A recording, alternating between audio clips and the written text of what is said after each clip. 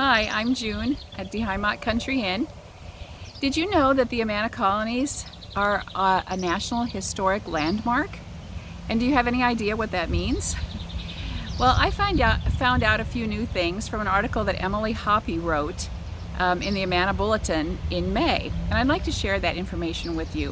So in 1965, the Amana Colonies got this designation from the Department of the Interior. And to give you a little perspective, in the whole country, there are more than 2,600 national sites and landmarks, and in Iowa there are 27. And aside from the Amana Colonies, that would include the old Capitol in Iowa City and the Herbert Hoover Birthplace and Library in West Branch. So in Amana, what's included with that are all the historic buildings that were pre-1932, when the Amana folks were communal. It includes the Millrace Canal, and it includes all the geographical features of the 26,000 acres of land that the Amana Society still owns. So that was designated as culturally and historically significant. And so they have this, this designation, and that actually includes over 400 structures in these 7 villages. And that's really more than I would have expected it to be. The Heimat is one of these structures.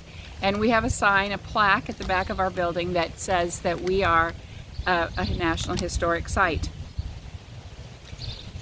So how does this really affect our community, or how do we maintain this?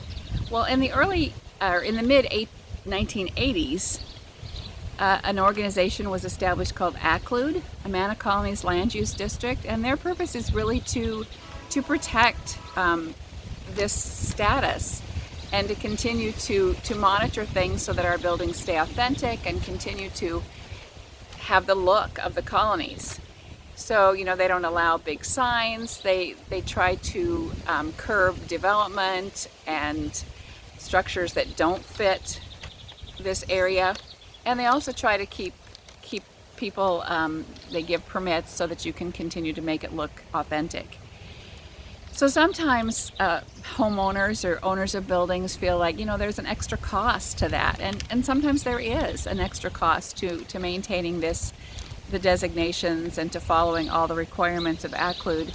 But there's also a greater return on investment. When you sell, you can get like more than 26% more than other buildings in the area. So it's worth it to do some improvements and to keep these buildings looking authentic.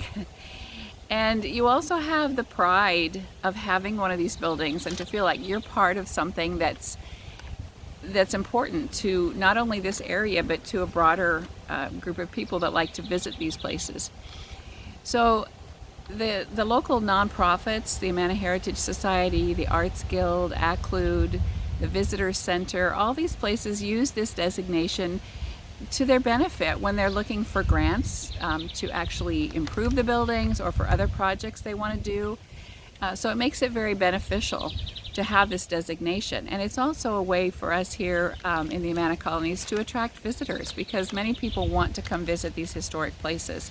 And so that's front and center in all of our advertising.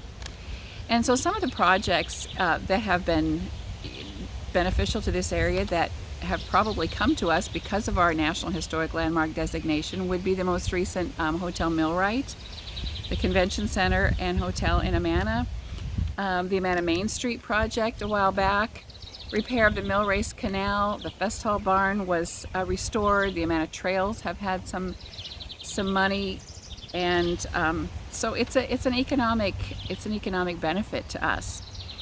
So can this designation be withdrawn? Well, yes, it can. If we let things go and fall apart and don't make any effort to continue the historic value, then somebody could come along and say, we no longer have integrity.